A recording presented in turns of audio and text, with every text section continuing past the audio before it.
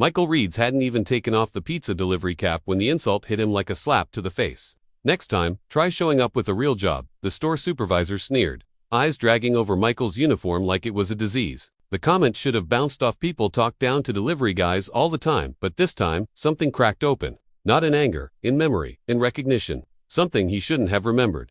It started in the flicker of the overhead fluorescent light, a stutter, not quite out but not fully on either, like time caught its breath. Like someone, somewhere, paused the scene to watch closer.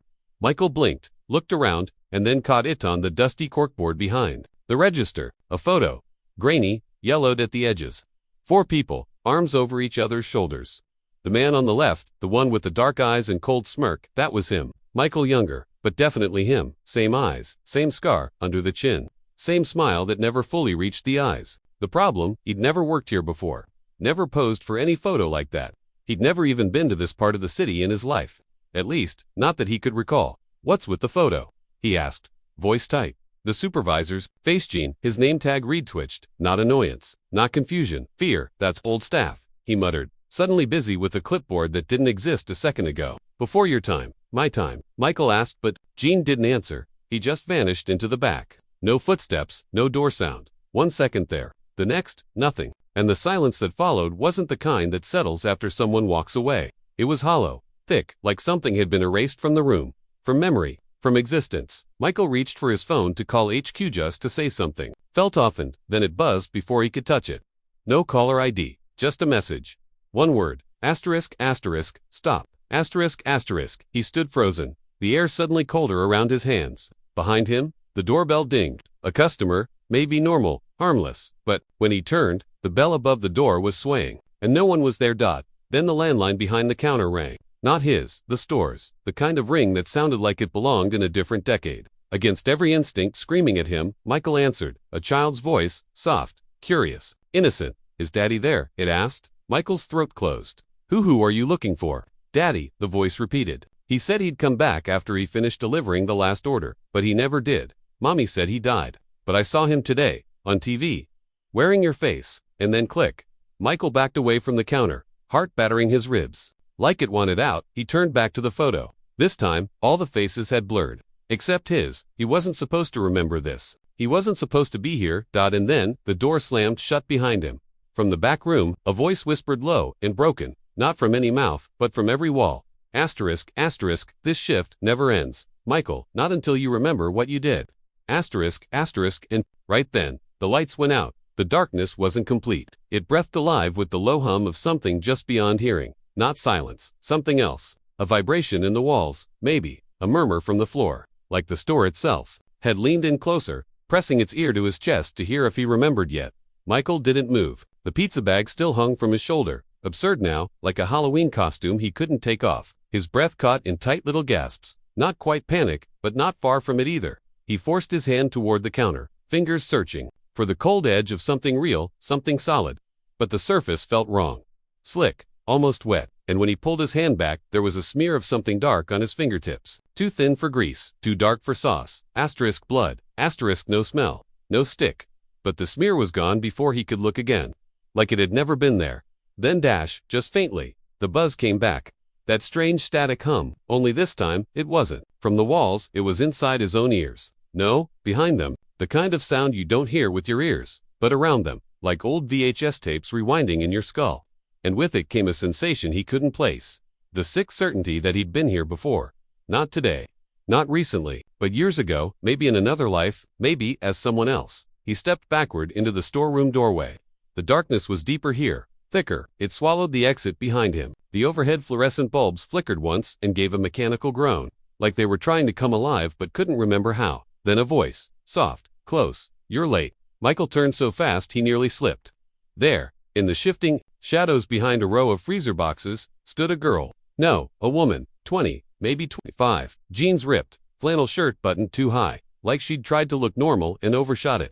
Her hair was tangled like she hadn't slept in days. In her eyes, those eyes, they didn't blink like they should. They stared too long, like she was watching something behind him, through him, or maybe underneath him. "You were supposed to bring the tape," she said. "What tape?" Michael's voice cracked, but it was the only thing he had. "Who are you?" She laughed. Then, Just once, the kind of laugh people make when they realize something terrible and hilarious at the same time. Of course, you don't remember, she said. They never let you. Not for long. She stepped forward, her boots silent on the tile. But I've been watching you. Not just now. For months. Every route, every order, every stop you don't remember making. All those redacted times between deliveries. Ever wonder why your GPS keeps rerouting even when there's no traffic? Michael's throat tightened. But everyone's GPS screwed up sometimes, right? She held out a hand, pale bony, chipped black nail polish. Come on, I'll show you something they forgot to erase. Some part of him screamed to run, but deeper still, something older, a buried part of his memory, told him he'd followed her before. They moved down the hallway, past the cold storage, through a door marked employees only, and into a break room that looked decades out of date, mismatched chairs, a rusted microwave, a CRT TV mounted on the wall with a VHS player underneath, its red standby light the only sign of power. She didn't speak, just pushed in a tape from her back pocket. It was the TV flickered to life with a burst of static, and then the screen showed grainy footage of a pizza delivery van parked outside a house Michael didn't recognize until he did. A blue door, a flag on the porch, the smell of gasoline that was his house, his old house. And there he was, and screen carrying a box toward the door. Same uniform, same face. But when the door opened, he didn't greet anyone. He walked in, and then the tape jumped. Just a few seconds, but suddenly, he was leaving, except his face looked wrong, sunken, hollow, like something had been taken, or added, something unseen. The woman hit pause. Where were you for those 6 seconds? She asked. I don't know, he said. I don't remember that day. That's not possible. She reached into her jacket and pulled out a small recorder-shipped plastic, worn, hit play. His voice. Don't make me do this again. I can't keep waking up inside someone else's shift. Click. Michael staggered back. That's not me. She didn't say anything. The TV screen flickered again. This time, the footage was inside the store. This store, security cam. Gene was there, talking to someone off-screen. But as he leaned forward, his face shimmered just slightly. Like static ran over it, like a digital mask struggling to stay in place. What is this? Michael asked. Why are you showing me this? Because you started to wake up, she said, and when that happens, they send you back. Over and over, same face, new name, always a job that keeps you moving. No time to ask questions. Just enough pay to stay quiet. Michael's stomach churned. Who are they? She didn't answer. Instead, she walked to the corner of the break room and opened a file cabinet, the kind meant for HR forms. Inside were hundreds and thousands of ID badges, all pizza drivers, different names, same face, his face, some faded, some new, and taped to the side was a note, handwritten in red marker, asterisk, asterisk when one remembers. They all begin to asterisk, asterisk. Michael backed up, breath shallow. This is insane, he whispered. None of this is real. It's some kind of breakdown. The woman nodded slowly. That's what I thought too, until I found the footage of me before I was hired, and the voice on my voicemail that sounded like my dead brother, telling me to stop applying. He looked at her then, really looked at the tired eyes, the twitch in her left hand, the way she kept glancing at the door like someone was about to erase her next. What's your name? He asked. She blinked, twice, then frowned. I don't remember, she said. Michael's chest hollowed out. You said you've been watching me. For months. How do you not remember your own name? I did, she said, voice cracking. Before I showed you the tape. But now, I think I used it. I think that was the cost. The lights flickered again. That buzzing returned. Closer now. Inside them both. Michael turned toward the door, but something on the floor caught his eye. A trail of receipts, dozens of them. All from tonight. All under his name. Different times, different locations. Impossible ones. One said 7:12 p.m. Delaware. Another, 7:15 p.m. Aware. Same order, same driver, same name. He picked one up. The receipt had a note scribbled at the bottom in barely legible handwriting. Asterisk, asterisk this time. Don't answer the phone. Asterisk, asterisk behind him. The store phone rang again. Once, twice, 3 times. He stared at it. The woman was gone. Only the TV buzzed, looping the tape. Again, outside, through the smeared glass of the front window. He saw his delivery van parked where he'd left it, except the engine was running now, and there was someone in the driver's seat. Watching him, same face, same eyes, same scar. Michael ran, but the phone kept ringing. The engine was still humming when Michael threw open the van's door. But no one was inside. Not the version of himself he swore he saw. Not a trick of the shadows. Just the keys in the ignition, a lukewarm cup of coffee in the holder, and the familiar smell of cardboard and garlic. Still, every hair on his body bristled like something had just left. Like whoever or whatever had been there had stepped out seconds before and was still watching him, just behind a thin layer of something unseen. The mirror showed nothing but his own reflection, fractured slightly by a hairline crack in the glass. But even that looked off his face. There didn't blink when he did. He slammed the door shut, backing away from the van as if proximity might infect him. The phone in his pocket buzzed again. But when he pulled it out, there was no notification, no recent calls. The screen wouldn't even turn on. The battery icon frozen at 66% like it had been for the last hour. Inside the store, the lights flickered one final time and then didn't come back. Michael walked, not ran, not drove, walked, past the strip mall's rusted edges and flickering neon signs, past the shadows that moved just slightly too slow when the wind touched them. His feet took him down side streets he didn't know the names of, through neighborhoods that had no cars parked on the streets, no porch lights on, just houses sitting too still, like stage sets left abandoned. Somewhere between street lamps, the world went quiet. Not silent, quiet, as if the audio track of life had been clipped mid-breath. No crickets, no distant cars, no wind, just the pty sound of his own breathing and the echo of his shoes on pavement that didn't fully feel real anymore. And then he saw the house. He didn't recognize it, not immediately, but his feet stopped moving like they did. A two-story colonial with peeling white paint and one broken shutter. A tree out front with a tire swing that hung still despite the absence of air. Every part of him said, keep walking, but some other part, older, buried, and still bleeding, whispered, this is where you left her. He didn't know what that meant. Not yet, not yet. Inside, the air smelled like forgotten things. Dust, mothballs, something sweeter beneath it. Like childhood memories, sealed in plastic. His shoes left prints in the grime. The house wasn't abandoned, but it wasn't lived in either. More like it had been paused. Like someone had pressed stop in the middle of life and stepped away. On the hallway wall, framed photos, black and white, faded, but one dead center showed a boy around 10, standing beside a man in a pizza uniform. Not just any uniform. His same stitching, same logo, same hat, but the man's face had been scratched out, not blurred, removed, like someone had taken a knife to it, over and over, until the paper was raw. Michael reached out before he could stop himself, touched the torn edge of the photo and something in his chest seized, not pain, memory. It came all at once, the hiss of static, the blinding headlights, a delivery that wasn't on his manifest, a basement, a locked door, a child's voice saying, you're not daddy, but you look like him. He stumbled backward, hit the hallway table, and sent a bowl of keys clattering to the ground. The sound snapped something loose. Not in the house, in him, and then, just like that, the mystery began to untangle. A newspaper on the table, yellowed and folded. The headline, asterisk, local child disappears during food delivery driver flees. Scene, asterisk, no photo of the driver. No name, just speculation. But the date March 12, 1998. A delivery gone wrong. Pizza place never confirmed the order. The child never found. Michael's hand shook as he turned the page. Inside was a police sketch. Asterisk, his face. Asterisk, or something like it. A younger version, eyes sharper, mouth thinner, but the same impossible familiarity. The caption read, asterisk, composite, based on child's drawing before disappearance. Officials suspect the child may have seen the suspect more than once. Asterisk, his head swam. For a moment, the room tilted. This was it. The truth. It was him. He'd been here before. The loop, the glitch. He wasn't just a pawn in some larger thing, he was the trigger. He'd delivered to this house. He'd been the last person to see the child, and then forgotten, reset, just like the woman in the store had said. And now the loop was broken, or so he thought. He stumbled to the kitchen, desperate for air, for clarity, for something human. The faucet groaned to life, brown water spurting before it ran clear. He cupped his hands and drank. The taste was coppery, metallic, but real.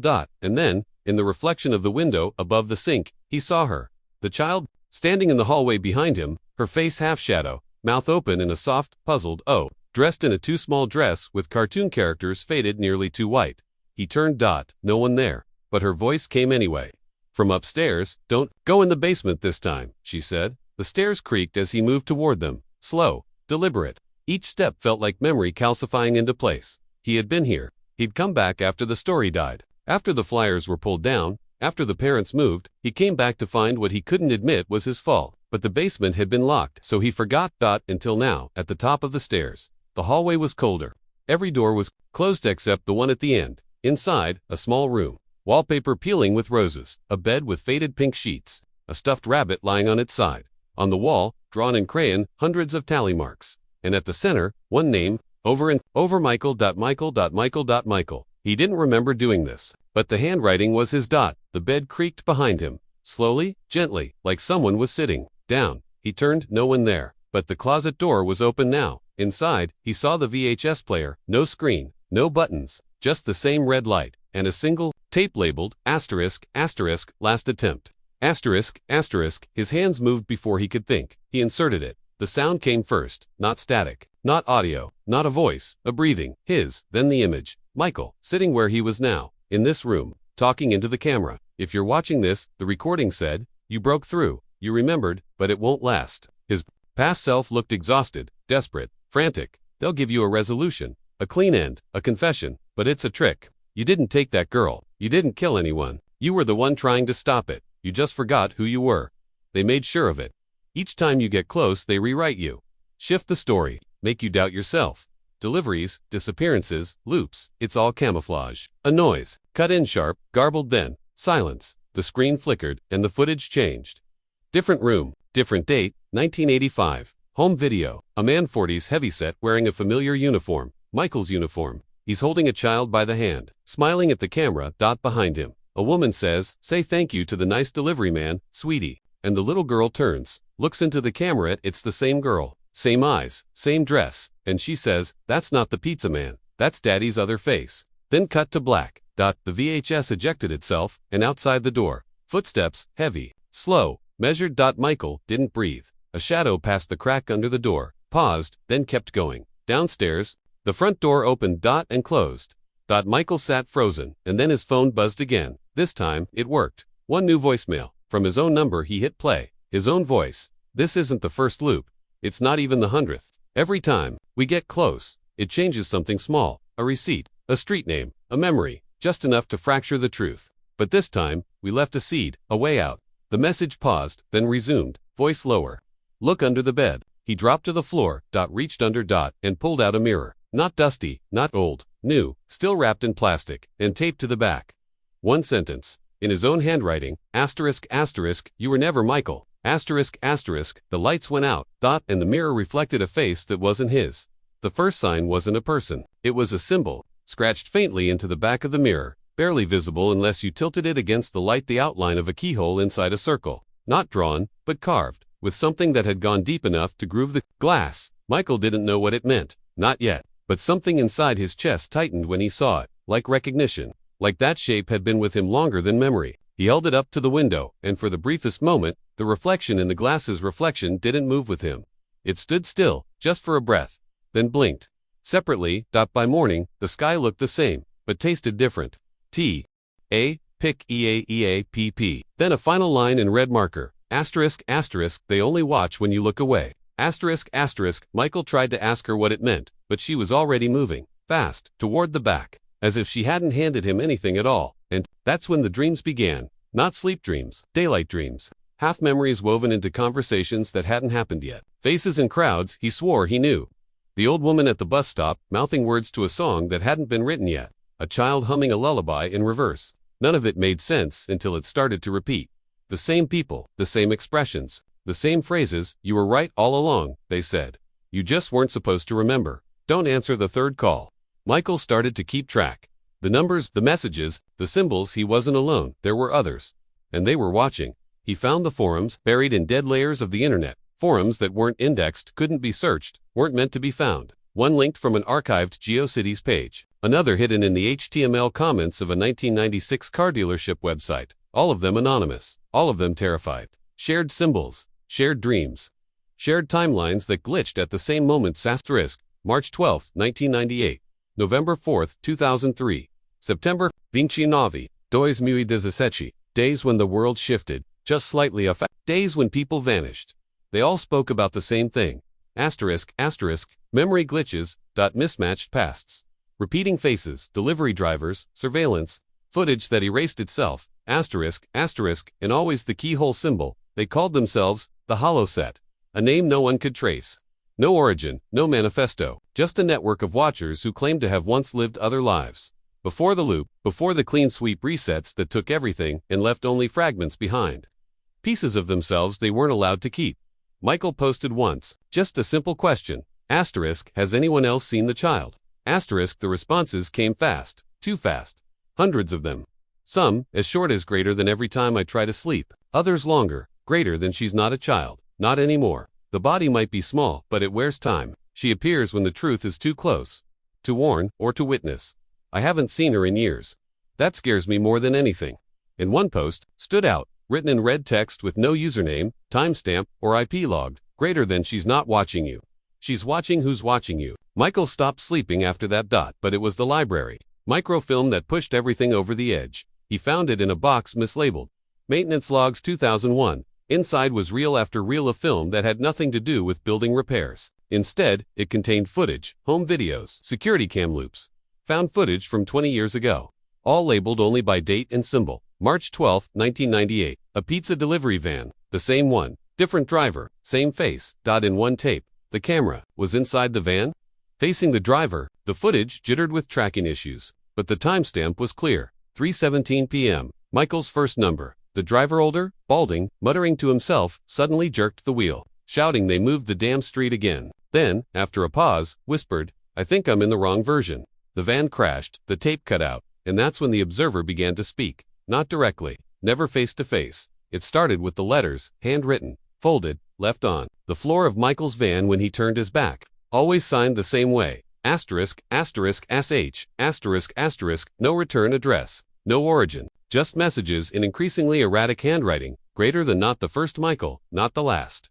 Stop letting them sink your route, or, greater than they turned your story into theirs.